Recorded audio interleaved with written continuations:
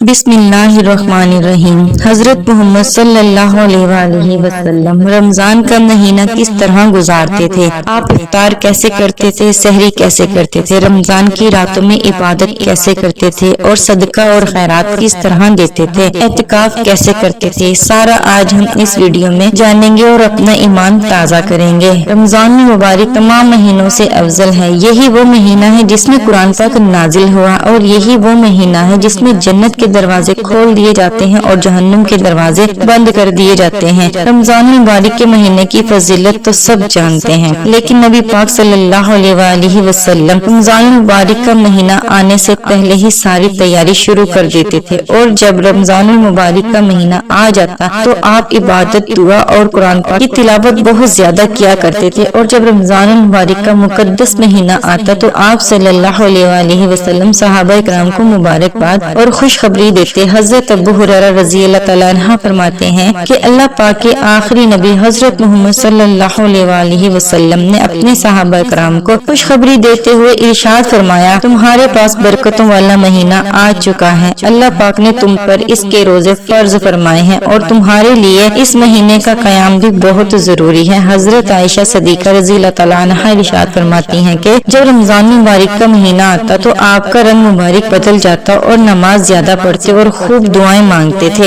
इलामा अब्दुल रऊफ मनावी रहमतुल्लाह अलैह फरमाते हैं कि रंग मुबारक इसलिए बदल जाता था कि हुजूर पाक सल्लल्लाहु अलैहि वसल्लम सोचते थे कि कहीं कोई ऐसा काम ना आ जाए जिसकी वजह से इस महीने में अल्लाह ताला की इबादत अच्छे तरीके से अदा ना कर सकूं। उम्मुल मोमिनीन हजरत आयशा सदीका रज़ी अल्लाह तआला अन्हा फरमाती हैं कि जब रमजान आता तो ताजदार रिसालत हजरत मोहम्मद सल्लल्लाहु अलैहि वसल्लम 20 दिन तक इबादत और आराम करते थे, लेकिन जब माह रमजान के आखिरी 10 दिन होते तो इसमें भरपूर अंदाज में इबादत करते थे।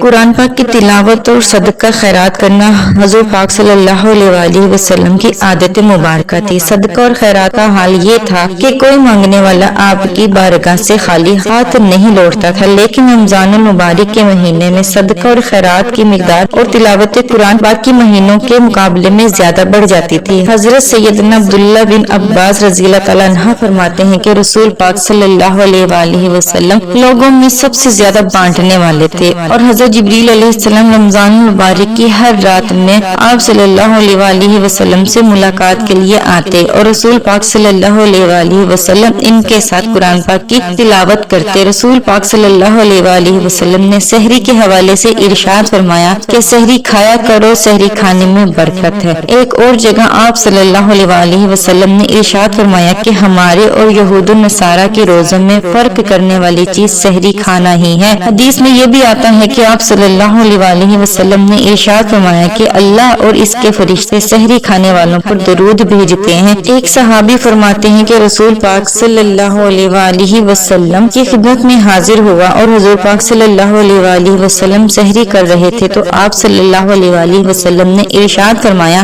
कि ये बरकत है और अल्लाह ताला ने तुम्हें दी है, इसे ना छोड़ना। हजरत अब्दुल्लाह अब्बास रज़ी अल्लाह तआला अन्हु रिवायत करते हैं कि रसूल पाक सल्लल्लाहु अलैहि वसल्लम ने फरमाया कि 3 शख्स जिनके खाने का हिसाब नहीं होगा जबकि हलाल खाया हो, एक रोजेदार, एक सहरी खाने वाला और तीसरा वो मुजाहिद जो सरहद पर घोड़ों को बांधने वाला हो। और हुजूर पाक सल्लल्लाहु अलैहि वसल्लम अफ्तार के हवाले से फरमाते हैं कि जिस शख्स ने हलाल खाने या पानी से अफ्तार किया तो फरिश्ते रमजान के महीने में इसके लिए बख्शिश की दुआ करते हैं और फरिश्तों के सरदार हजरत जिब्रील अलैहिस्सलाम शब-ए कदर यानी रमजान मुबारक की 27वीं रात में इसके लिए इस्तकबाल करते हैं यानी इसकी बख्शिश की दुआएं करते हैं। आका करीम नबी पाक सल्लल्लाहु अलैहि वसल्लम ने फरमाया जब तुम में कोई रोजेदार अफ्तार करे तो खजूर से करे कि इसमें बरकत है और अगर खजूर ना मिले तो पानी से अफ्तार करे कि वो पाक है। रोजा अफ्तार जल्दी करना सुन्नत है क्योंकि हुजूर पाक सल्लल्लाहु अलैहि वसल्लम ने इरशाद फरमाया कि हमेशा मेरी उम्मत भलाई के साथ रहेगी जब तक वो अफ्तार में जल्दी करती रहेगी। और अफ्तार में देर करने वालों के हवाले से आप सल्लल्लाहु अलैहि वसल्लम ने इरशाद फरमाया अफ्तारी में देर ना करो क्योंकि यहूद और नसारा अफ्तारी में देर करते हैं। और आका करीम सल्लल्लाहु अलैहि वसल्लम ने ये भी फरमाया कि अल्लाह ताला फरमाते हैं कि मेरे बंदों में मुझे वो बंदा ज्यादा पसंद है जो अफ्तार में जल्दी करता है। अफ्तार जल्दी करने का मतलब क्या है? मतलब ये कि वक्त से पहले हमें अफ्तार नहीं करना चाहिए, لیکن جب افطار ہو جائے تو جلدی کرنی چاہیے۔ ایک مرتبہ رسول پاک صلی اللہ علیہ وآلہ وسلم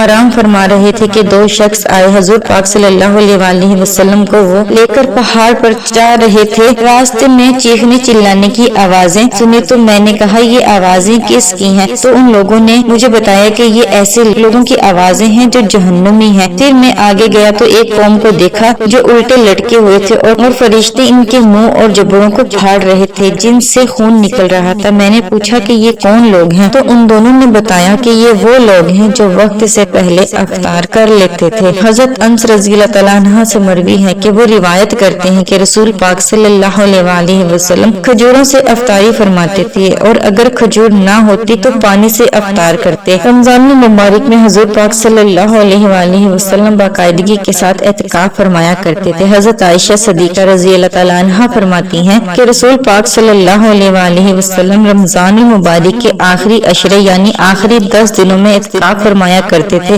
یہاں تک کہ آپ صلی اللہ علیہ وآلہ وسلم کو اللہ پاک نے وفات عطا فرمائی یعنی ظاہری موت عطا فرمائی۔ پھر آپ صلی اللہ علیہ وآلہ وسلم کی بیویاں اعتکاف کیا کرتی تھی۔ اللہ پاک سے دعا ہے کہ اللہ پاک ہمیں رسول پاک صلی اللہ علیہ وآلہ وسلم کے انداز پر ماہ رمضان کی رحمتیں اور برکتیں لوٹنے کی سعادت نصیب فرمائے۔ اور اعتکاف کے حوالے سے حدیث پاک ہے کہ حضرت عائشہ صدیقہ رضی اللہ تعالیٰ عنہا سے روایت ہے کہ سرکار دو عالم صلی اللہ علیہ وآلہ وسلم نے ارشاد فرمایا کہ جس نے ایمان کے ساتھ اور ثواب حاصل کرنے کی نیت سے اعتکاف کیا تو اس کے پچھلے گناہ بخش دیے جائیں گے۔ اور آقا کریم صلی اللہ علیہ وآلہ وسلم نے یہ بھی ارشاد فرمایا کہ جس نے رمضان مبارک میں 10 دن کا اعتکاف کر لیا وہ ایسا ہے جس نے 2 حج اور 2 عمرے